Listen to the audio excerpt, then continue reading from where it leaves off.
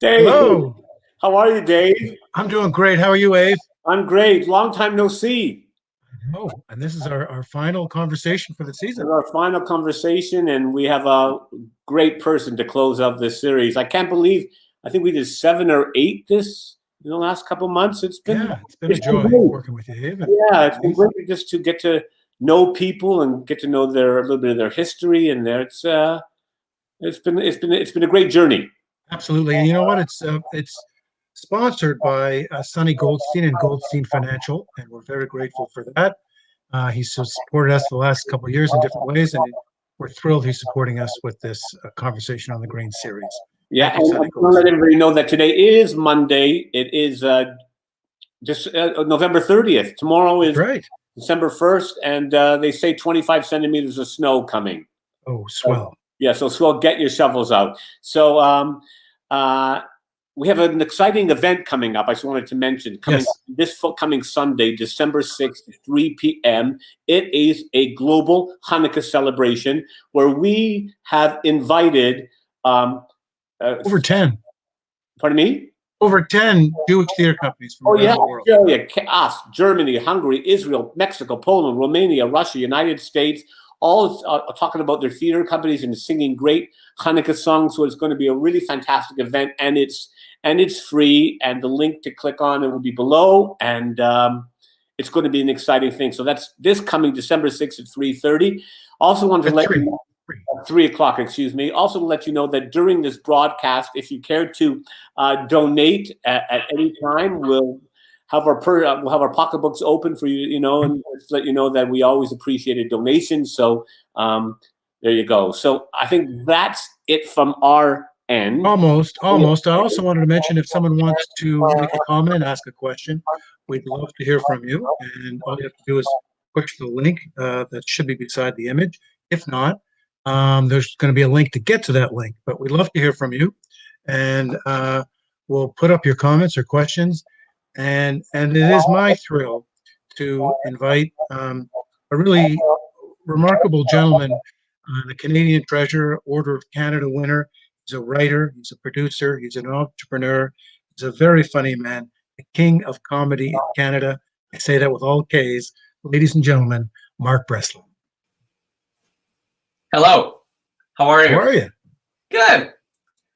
Good. Great to have you. Thank you. No, you're muted. There you go. There we go. Here we go. First question, please. How have you been doing, by the way? How have I been doing? Well, I'll tell you something. If anybody ever asks that question during COVID and somebody says fine, make sure that you just turn on your heel and walk away because they're lying. No one's fine. Everybody is struggling. Everybody is trying to make sense of this. Everybody is trying to create as much of a life as they possibly can with so few resources. And, being in the arts, everybody I know is out of work and desperate, and it's not good. It is not good. So how am I? Pretty, my sister who had multiple sclerosis most of her life, her adult life, people would say, how are you, Zelda? And she would say, quite rotten, thank you. She wasn't trying to, be so pretend that everything was okay. She would say, quite rotten, thank you. And I would say also, if you ask me, how am I doing? Quite rotten, thank you. Great answer. So we always like to start at the beginning, Mark. Where were you born? I was born in Toronto. I was born around Bathurst and St. Clair. 1952. Toronto was a very different city then. Tighter than anything you can imagine. There was one ethnic restaurant. But when people used to go out for dinner, a fancy dinner, they'd go to some place like the Town Tavern or something, and they would have chip beef on toast or something. It was a very unethnic city, the opposite of what it is now. But let's go to your history even before that, because I know there's a legacy of Jewish theater, show business, sort of all mixed together in your family. If you can share with us that part of your life. Well, on my mother's side, my mother was a shower, and her father, Max, was the artistic director of the Strand Theater, which was one of the two, I think, Yiddish theaters at the time. This would have been in the 20s, 30s, and 40s. When Yiddish theater meant an awful lot. And Yiddish theater wasn't just the plays that were put on. It was a community center. And it was a community center for the entire community. And at that time, there were Jewish communists, there were Jewish right-wingers, there was everybody, but everybody got along at the theater. Theater was the place that everybody came together. And my grandfather was at the center of that. So my mother was an actress in the Yiddish stage. And there was a circuit at the time of Yiddish theaters, which of course included Toronto, but also included Buffalo, Montreal, Rochester, New York. And she would be on a train as a little girl. She would play like the little girl parts and go around. She was babysat by people like Molly Picot, which is pretty amazing. When you think about Incredible. it. So this is her background and my grandfather's background. Now, my mother did not talk a lot about this because I was born much later in her life. She was 44 when I was born, and that theater, and her life in that theater ended in the late 20s, early 30s, probably, because she was embarrassed by that, by what my grandfather did, by what her father did. She blamed show business for his early death. He died very young. He was like 44 or 45 when he died, and she felt that the lack of financial stability and the lack of emotional stability all kind of contributed to his having a heart attack and dying at an early age. We don't know. I mean, he could have just had a weak heart. That's entirely possible. But nothing upset her more than when I clearly was gravitating into show business, because she saw it as that awful place where you would invite, as she put it, I'll try to do her. You would invite the actors to your home and they would steal the silverware. So did she get to see your success? Yes, but she didn't like it. Oh. In fact, she told all her sisters, all my aunts and uncles to try to not come to the club because it would only encourage me. She was hoping for a failure and she didn't get it. So about 10 years after I started, the Toronto Film Festival and B'nai B'rith, I think it was, did a fundraiser. It was 1,000 people in the ballroom of the Sheraton Center, and I was being given an award for raising this money for Israel. It was $1 million. 1,000 people at, like, I guess $100 a pop, $1,000 a pop. Yeah, $1,000 a pop. And that was back in 1980 something. Wow. So I said to my mother, "Mom, you got to come see this. They're honoring me." So she comes. She's in a wheelchair at this point, but she comes and she sits there, and all the top Jews are there. Al Waxman gets up and makes a speech, and the guy who owns McDonald's gets up and makes a speech and talks about how wonderful I am. I never met the guy, but it was a big love fest. And at the end of it, I got up and I roasted them all. Got a standing ovation. They presented me with a check for $1 million, like to the state of Israel. This has got to warm the cockles of any mother's heart, correct? You would think. You would think. And on the way out, I was wheeling my mother to the ambulance to take her back to Terrace Gardens where she was living. And I said, "Well, Mom, what'd you think?" She said, "Well, you made your point, and now you can go to law school." Oh, my God. Wow. I'd already been on the cover of every magazine in the country and, had all kinds of documentaries done on what I've done. And it didn't matter at all. Just didn't matter at all. And the Order of Canada. Sorry? And the Order of Canada. Well, I didn't get that till recently. I know, but and so was my father. But my father was, of all the people in my family, my father, strangely, was the most supportive of it, because he came from a family, the Breslins were businessmen, real businessmen, hard-nosed, bean counter businessmen, and also a tradition of rabbinical tradition. If you go to the Beth Tzedek, they have that museum, you walk in, you'll see a guy who will greet you, a big picture of a guy who'll greet you with a long beard down to his pipik and the most severe eyes you've ever seen. That is my great-grandfather, Judah, who started what became Beth Tzedek. I often think when people treat me badly, I try to summon up the the feeling of Judah Breslin, to see if I could be that kind of guy. But you know, it just doesn't really work. But I can't believe that somebody who looked like that could be like an ancestor of mine. You just would not want to fight with this guy. You would not have an argument with this guy. So was there a lot of, were you raised Jewish? Were you Reformed, conservative? Did you have religion in the house? This is the weird thing. My parents were very traditional when it came to ritual, but really had no real beliefs in anything. So I was brought up Orthodox. I went to Shira Shemaim 5 days a week after school. I had my bar mitzvah and I did rather well with it. But I never heard the word God mentioned in my house, ever. Never once. Now, part of that was because my sister got sick, very sick, and the feeling was, how can there be a God? And you hear this from Holocaust survivors. How can there be a God when there is this kind of pain in the world? And I think this was my parents' point. But even before that, they did not seem religious. It's just that we had to keep kosher. Why do we keep kosher? Because that's what we do. We keep kosher. But what's the reason for it?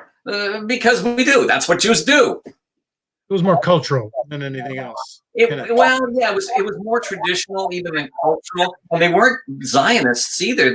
My father would kind of sneer at Israel. That's interesting. Yeah, he didn't really like that at all. He never went. I asked him if he ever had a desire to go. No, not at all. So when I finally did go to Israel to do a documentary film on Canadian comics in Israel, which I did a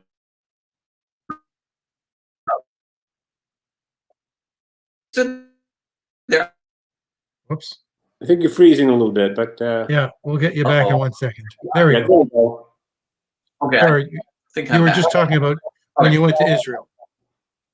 Yeah. So, you know, to be honest, I stood in front of the Western Wall. I didn't feel a lot, but I was so aware that if my grandfather or great grandfather could have been there, it would have been the event of their lives. Right. I'm not, you know, people always think that I'm an atheist. But I wouldn't call myself that, because even atheism is ism. Even atheism is a belief system. What I think of myself as is a free thinker. You know, I'm open to any argument because I can see the validity of it. Sometimes I look around and I say, you know, life is chaos. There must not be a God. And then I look around and I see how beautifully organized life is. And I go, well, there must be a superior intelligence to this. Yeah, I could make either case. So how are you raising your son? How are you raising your son Jackson? As a Zoroastrian, I'm trying to, you know, make. We're exposing him to all, you know, we're exposing him to Christianity. We're exposing him to Judaism. My wife is not a religious person. She's a lapsed Catholic, and she is what I would call a Judeophile. You see, there's a lot of talk about anti-Semitism, right? We know about anti-Semitism, but one thing we never talk about is a smaller subset, which is pro-Semitism. There are many people I have met in my life who just like Jews, because like Leonard Cohen is a Jew, so Jews must be cool. My wife dated a lot of Jewish guys before me. She always liked Jewish people.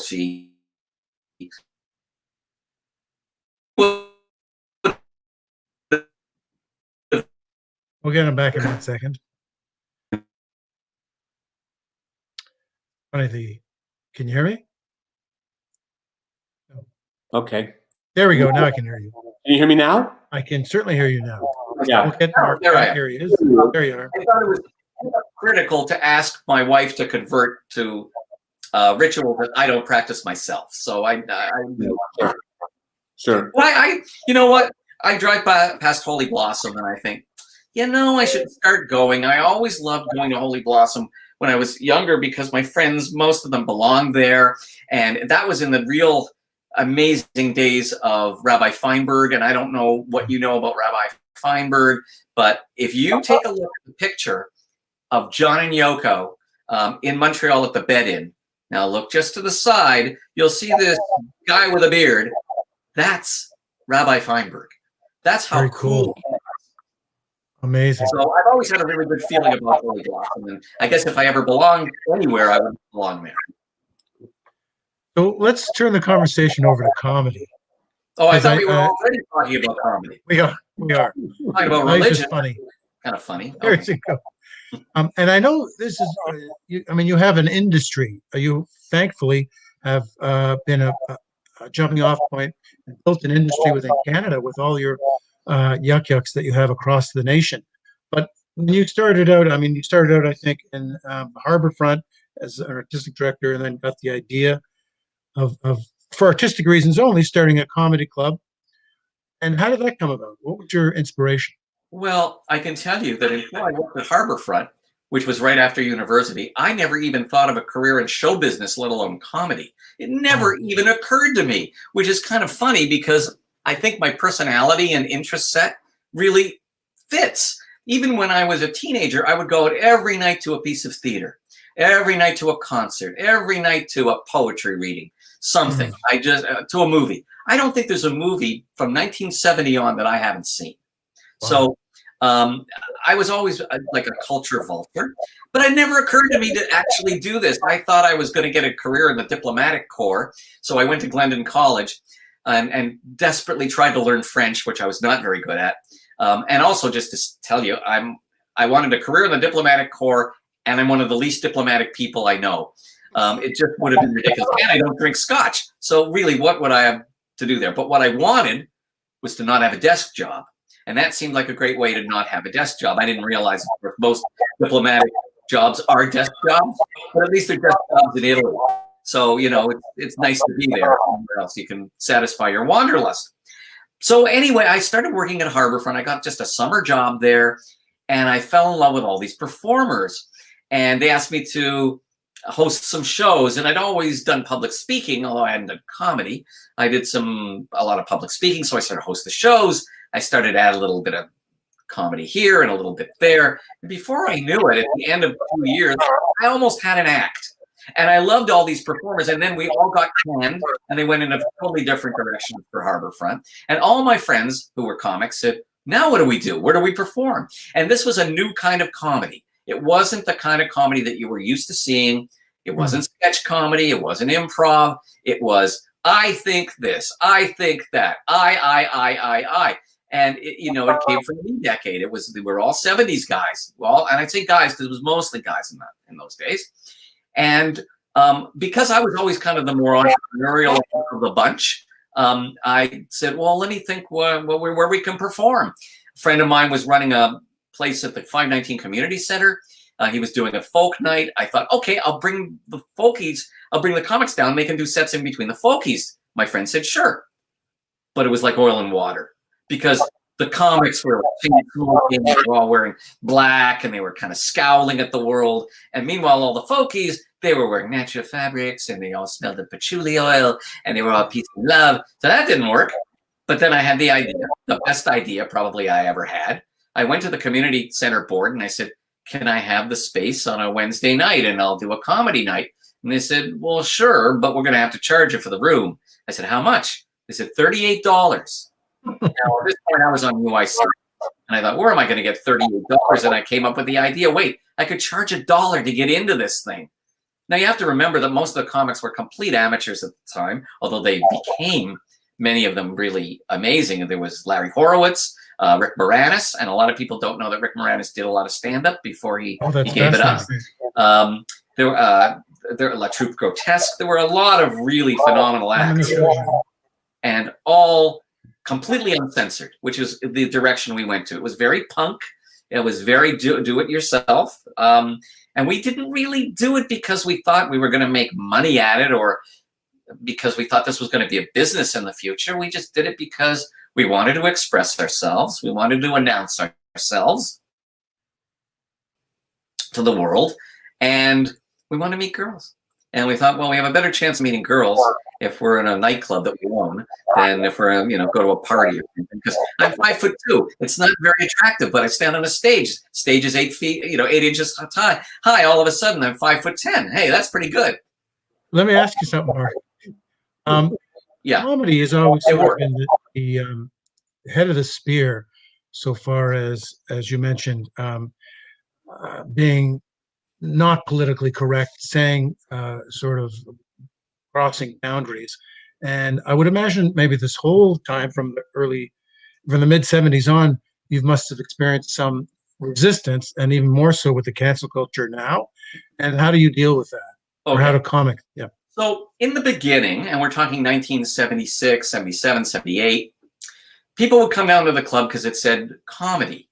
And so they thought, oh, Red Skelton, how great. And then they came down and then they saw me opening up my dirty mouth and insulting the crowd and doing all kinds of sick, weird stuff, let alone the other comics. And we would lose fully a third of the audience every night would just walk out in complete disgust. Wow. And I loved it. I loved that they were walking out because it meant that we were valid on some level, right? Yeah, there I am. Oh, there you are. Wow. And the cheap Le Chateau suit. I always wore a suit on stage. That's a lapel there. Older. I looked like a child. And I was a child. I was only like 24 at the time. So anyway, to finish the story up, so people would walk out, and if I were on stage when they were walking out, and sometimes they would scream at the stage. They would say, "There are young people in here. How can you do this? How can you take the word of the Lord in vain? The name of the Lord." Okay, so as they leave, I scream at them. I would go, "Yeah, get out of here. Who wants you? Take your stupid lives. Go back to Mississauga with your Crocs and your Shetland sweater. Who needs you? Get the hell out." And that's what I would do. The people who stayed, of course, would clap. Then, about 4 or 5 days later, a letter would arrive in the mail to the manager, to the owner, Yuck Yucks. And I would open it up, and they would say, I went to your club, and I was completely offended by everything I heard, and I can't believe this would happen. And they would go on like this for quite a while. I had a stamp made, a rubber stamp, and the rubber stamp said, "Eat shit and die, the Yuck Yucks management." And then what I would do is I would take the letter, I would stamp it, "Eat shit and die," and I would mail it back because these people were so stupid that they put their return Oh my God. on the letter. Wow. This was all before the internet. So we always had a completely uncensored policy. Our policy was, if the audience laughs, it's good. If the audience doesn't laugh, it's bad. Is it worse now? It's worse in many cases, but it's not worse in my world. We stick to our guns. I booked Louis C.K. last year, just before the pandemic happened. And of course, I got a lot of flack for that, but that's what we wanted to do. So that's what we did. The people who complained are not people who would come to Yuck Yucks anyway. We lost that politically correct audience when I booked Sam Kinison back in the 80s and Andrew Dice Clay. And if they ever saw my act when I was doing my stuff. So we lost them anyway. Again, we're free thinkers. Yeah, I'm interested in Jews in comedy because in the 50s and 60s it was Shecky Green and Toady Fields and Joan Rivers and Alan King and Mort Saul. All what is it with Jews in comedy? Was it getting through the oppressed or what? I mean, it was really paramount in those days. Well, first of all, the creative arts have always been home to Jewish people for a long time. One of the reasons is that we're natural storytellers because it comes from our history and the way that our culture has created all this narrative. We're narrative people of the book, they used to call us, right? So that's part of it. Part of it also in those days was that there were quotas on smart Jewish kids. You couldn't just become a doctor. You couldn't just become a lawyer. You certainly couldn't work at an insurance company. You couldn't work in a bank. So, but show business really had no ceiling on it for Jewish people. In fact, in many ways, it was an invention of Jewish people. So that was another reason.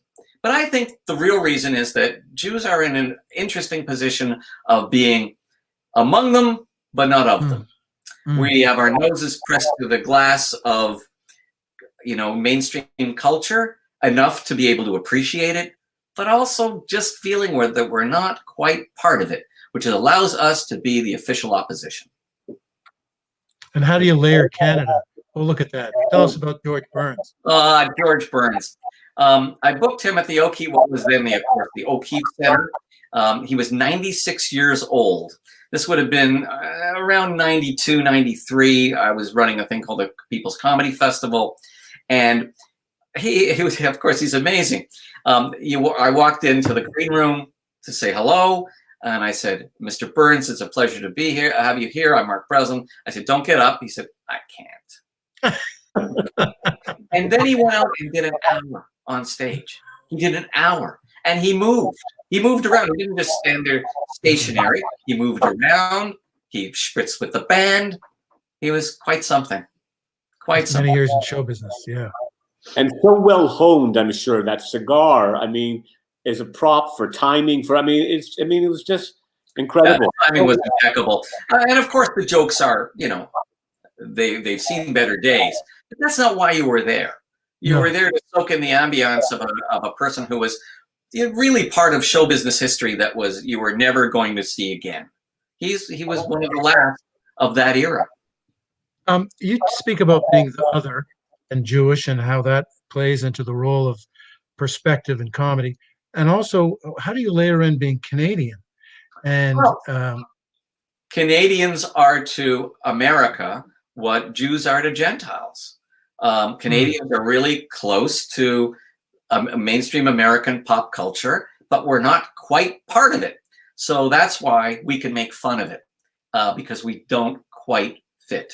And a perfect example is SCTV, all those wonderful people. Yeah, and he just got the Order of Canada. Oh, that's so cool. 2 days ago. Wow. Yeah, good for Dave. Because they were kids who were all raised on watching American television. But because they were part of America, they kind of looked at it with a bit of a jaundiced eye. And then they were able to recreate it comedically. So that's just one example. But, Canadians do really well in the States. I can think of just people that we started at Outtakes, Jim Carrey, Yes. Howie Mandel, Tom Green, Russell Peters. That picture there's Howie. There's Howie. Yeah. Let's start off with Jim Carrey. Was he? How long did it take before he kind of caught on with his act? Was he funny from the beginning, or did he grow into it? Well, he showed up when we were doing a once a week show in the community center back in 76, 77, I guess. Yeah.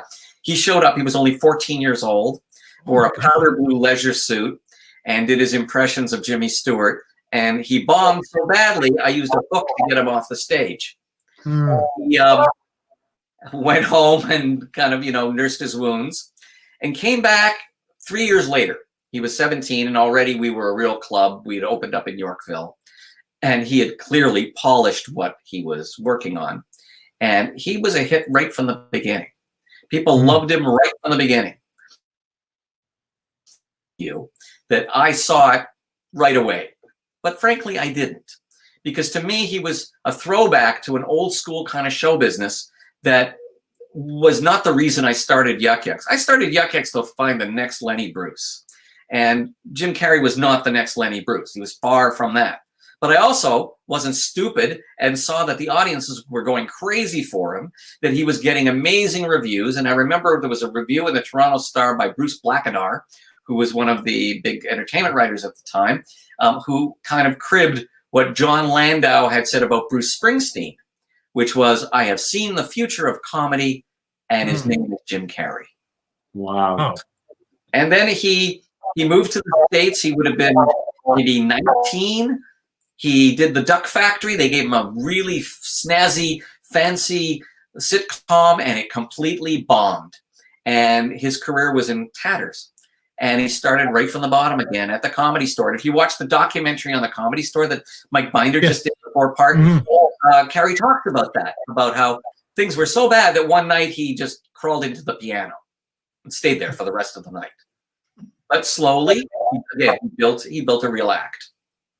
And we didn't talk for a long time, but after I got my Order of Canada, he reached out to me, which was great. And we spoke on the internet, and he said, next time I come to Toronto, we got to hang out and stuff. So, and then intellectual too.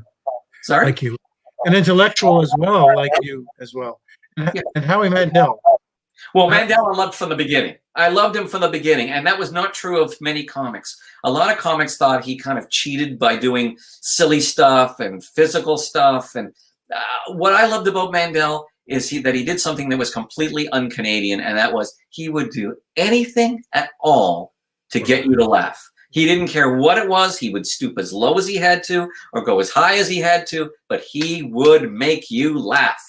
And it's not an accident that the first thing that he became famous for was a show in America called Make Me Laugh, where the idea was the comic would go on and somebody would sit there stone-faced in the audience, and the longer that he couldn't make you laugh, the more money you got. But finally, Mandel would break down anybody. Yes.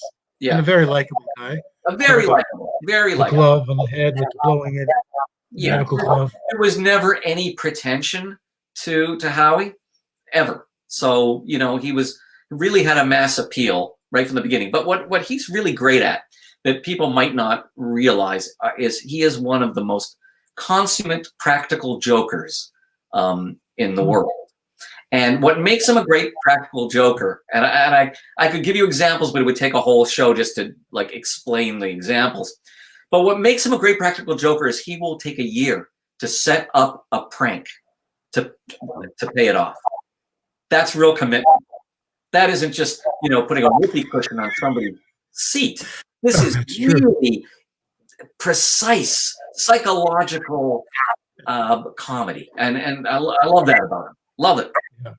You once told us a story which I find fascinating, talking about being precise and how to build a joke and how to build a routine down to an A or a the or a little, you know, you were talking about Jerry Seinfeld. You overheard him, and I find that a fascinating story. Can you tell that? Sure.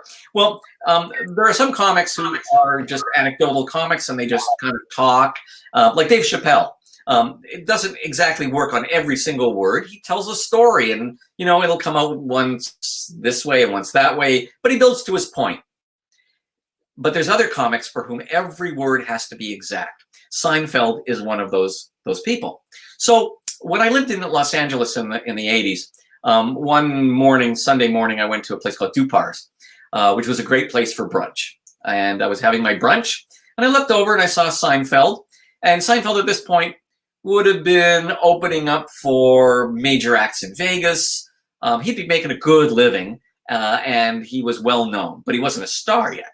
So he was having lunch with his good friend George Wallace, who's a comedian, and I listened in on their conversation. And they were talking about a routine that Jerry had done the night before. George was there, and they argued. I don't mean argued. They discussed for what seemed to be 45 minutes, maybe an hour, of whether there should have been an "a" in the joke or a "the" in the joke, because it was that precise to them. Yes, it's remarkable. And you know, I always run into people who say, "Oh, I'd love to do a show at your club." I go, "Okay, do you have any experience?" "No, but I can wing it." No, you can't wing it. This is one thing you can't wing. It takes about 5 years to get your first good 10 minutes. 5 years. Wow. 10 minutes. Incredible. Who are some of the comedians that you love? Sure. Well, they come in different generations. From the old school, I loved Jack Benny. I loved Phil Silvers. I loved Dick Van Dyke. I loved anything that Mel Brooks touched, even when I was younger. Get Smart, I think, was my lodestone. I also loved Mad Magazine when I was pretty young, and that gave me a lot of ideas about what comedy was about. And then now we'll go a little further on in time, and now I'm a teenager, and I'm sitting in a rec room with my friends, and we're munching on rancid potato chips and drinking Cokes and listening to comedy records, because comedy records were really big then. So I remember loving, you know, George Carlin was a big influence on me. Loved George Carlin, loved Mort Saul, loved Lenny Bruce, loved Robert Klein. So those were the kinds of acts I liked then. And then let's go forward in time, another generation, when I started the club around those early days, and I loved people like Emo Phillips and Gilbert Gottfried. I loved all these surrealist kind of comics. So I loved those people too.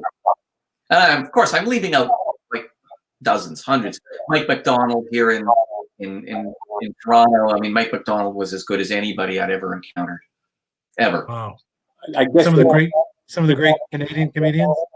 Yeah, well, of course, there's Mike, and of course, there's Harlan Williams. I always loved, and Jeremy Hotz, and we're talking stand-ups here because I was never really involved in Second City type shows. Although I have my favorites with those two, those kinds of acts too. I always tell people it's like I'm a doctor, and I'm a stomach doctor, but if you come to me with a problem with your shoulder, I might have an idea of what to do. So I'm a specialist in stand-up, but it doesn't mean I don't like sketch or improv. I'm a specialist in stand-up. So Canadian comics. So of course Russell Peters, Tom Green, Larry Horowitz. There's Aaron Berg. There's lots of them. There's just so many good Canadian comics. You spent a good while also producing Joan Rivers' show with the Fox Network. Yeah. Was this first? There you are. Wow. There I am. Was this when she first got the show at Fox, when Fox was a new network? She got the show. Is that where you were in? Yeah, it was a real trial by fire because not only was I dealing with a new show that I was producing, I was also dealing with a new network. And there was a lot of pressure on Joan to produce numbers for that network, and she couldn't do it. It wasn't her fault. It was a new network with new affiliates. And so people were getting fired left and right all the time. But it was, I had a very good relationship with Joan, and I lasted right through. Even when Joan was fired, the Fox kept me on for another 6 months for the anyone can host period before they finally torpedoed the whole thing. But Joan was great, and here's how you can tell a comic is a great person, professionally at least, is you take a look at how they treat the writers. Now I have friends who've written for the Tonight Show, and I would say to them, "So what's Johnny like?" And they've been writing for 11 years for him, and I say, "I don't know, I never met him." They never even met the guy they were writing for. They just sit in a room in the studio and they write, and then the head writer takes the stuff to the star. Joan wasn't like that at all. Joan would love it. Joan would rather sit in a room of writers than sit in a room full of producers. Believe me, she loved the writing. She's a writer at heart. You know what I love about a lot of these great comics too is like her and Steve Martin, and I mean, and Robin Wood. They're great actors too. Yeah, I mean, they're really good actors. I mean, I find that fascinating. Well, a good comic has to understand tragedy because that's why they're doing comedy. We're all doing comedy because we're coming up for oxygen from the fetid air of life, the tragedy of life. Life's a tragedy. So if you can do some comedy, it just clears the spirit. I've always told this to people who want to be in comedy, especially, I have this school that I kind of started at Humber, the Humber School of Comedy. It's the only kind of degree granting school of comedy in the world. And we've been going for 15 years. I always make an opening speech to the students, and I always tell them, basically, you're in the massage therapy business because people come to you and they're tight. They're like this. And then you do your magic on them. You work your magic on them. You poke little places that hurt, and you make it actually hurt a little more because that's what a real massage is all about. And then you get a release. And I have never tired of sitting in one of my clubs, watching the audience come in at 8 o'clock. And they look like they've had a tough day because everybody has a tough day. And then by 10 o'clock, they walk out and they're like that. And I swear they're, 3 inches taller. I think that's one of the things that I've accomplished most in my life. Which is incredible. Going back to TV, was the Ralph Ben-Murgy show before or after Joan Rivers? It was after, and it's probably the reason I got the job to try to save it. But it wasn't really savable. The people internally at CBC kind of resented the fact that there was this big, expensive show happening once a week, and why are they getting all this money, and all these, more traditional shows are struggling. Ralph may not have been the best host for that show. He's a comic to people who don't do comedy. He's the funny, serious guy, and that's what he was doing on that morning news show, whatever that was. Jazz? Or on CBC. Yeah. So he was the funny guy on that show, but compared to all the serious people, but compared to other comics, I'm not sure how funny he was for that. Nevertheless, we got some really great people on the show. It was well produced. CBC does a great job technically. They never falter. I put that crew up against any crew I've ever seen or worked with in the States, but it was just not to be. It's just not meant to be, that show. Right. Too bad. Do you still have to sow your oats by going on the road? Is that still a big part of being a comic, taking your act across the country? And yeah, but most comics like that part, because you see, every moment you spend on the road takes you closer to drugs and sex. Okay, so I mean that as a bit of a joke, but it's not really a joke. You have a lot of freedom. The road can be really boring, but it can also be very liberating. You can do what you want, and there's nobody nobody knows you. Yeah. How would you evaluate the temperature of Canadian stand-ups today, so far as where it's heading and how it's going? I wish I could answer that question. I wish I could answer any question that takes place in the future, because you see, if I knew the future, I would have bought Apple stock at $11 a share. But I don't know the future. I can tell you that right now, there is no comedy business because of COVID. When it comes back, it is under siege by a level of political correctness that I've never seen before. That political correctness coming from a kind of good place, which is a place of, people want diversity, and that's good. But for people to demand diversity, to demand anything of performers or producers, is not a good thing. So, these things kind of have to evolve on their own, and not under the threat of expulsion, which has become our new. It's like the Puritans putting people in stocks for not working or for saying something wrong about about their religion. It's become very puritanical. And I come from a time in the 70s when sex was good. Like, what's wrong with sex? Everybody has sex. Now it's not like that anymore. Boy, I'm glad I'm married and I don't have to worry about this personally anymore, but I feel bad for younger people. It's a tough go out there. I think we're have to start going down, and this was it's a fascinating conversation, because it's just to a lot of people like myself, comedy is elusive. I don't quite understand how the makeup of it works, but I think because I'm sure it's very technical at the best of times and such, and but it's what you've done for this city. Sorry, go ahead. No, I just wanted to elaborate on what you said. I mean, Lord Michaels once said that as soon as comedy is like mercury. As soon as you try to capture it, you lose it. Yeah. You can't analyze it. I do. You can't analyze it, but I do. I do anyway, but I know that's not. But you don't analyze it. You've also given opportunities to so many comedians, and in this country, and we're all grateful for that. Building an industry out of nothing. To your father, you're an entrepreneur. To your grandmother, your grandmother who was in the business. My mother. Oh, your mother. You've maintained that showbiz connection.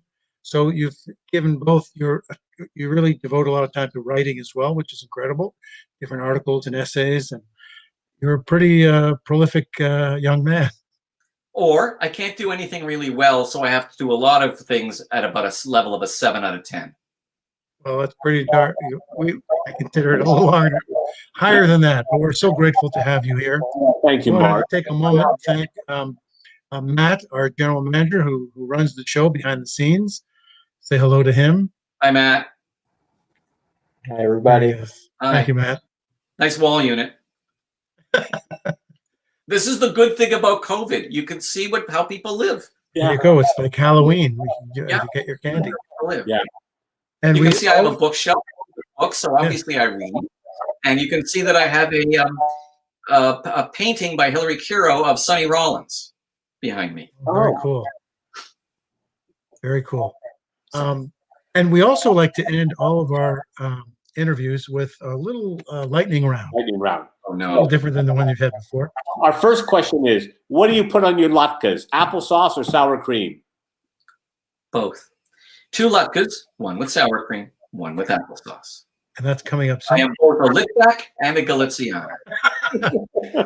Oh, okay, now another food one. On your bagel and cream cheese, Yes, Lux as well or nothing? of course, Lux. Of course. I think you answered this, but your favorite Jewish comedian? Woody Allen. Wow. And favorite actor? A toughie. One of your favorites. That's a real tough one. I don't know what Growing up. growing up. I wasn't aware they were actors. I thought that's actually who they were. Oh, that's interesting. I thought that's who they were when I would watch TV. I would think, oh, this guy's actually he's a private eye. Your favorite film? Of all time? Yeah. Oh, Citizen Kane, Casablanca, but also Paris, Texas. There's a That film. unusual. Yes. Everybody says Casablanca and Citizen Kane. But I'll throw in Paris, Texas. Paris, Texas. A little esoteric. On your pizza, pineapple, yes or no? Yes, Cool. Do you have a tattoo? but not exclusively. That's disgusting. Do you have a tattoo? No, never. No And if you tattoo, had, no piercings, nothing. No.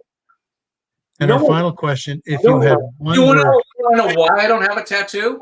why? Skin sags. Yes. Here you go.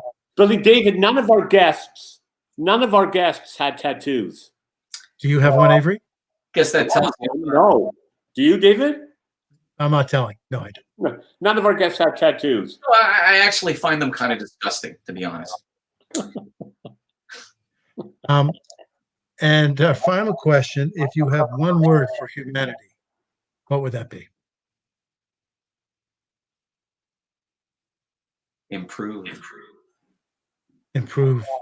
Yeah. Sounds good. And hopefully we Remember, will all. 6/7 of improve. Thank you, buddy. And to our audience, thank you for tuning in for the last couple months. This has been an absolute pleasure. We thank Mark Breslin. We'll hopefully see you Sunday, December 6th at 3 p.m. for our Global Hanukkah event. Just go into our website and you find the link, click on, and it's going to be a wonderful, there we go, once again. And we thank you for tuning in. Be safe. And Mark, once again, thank you so much for your time. We really greatly appreciate it. You're welcome. I love the theater company. You guys do a great job. Thank you. Thank Thanks. you. Good night, Appreciate it. everybody. Good night.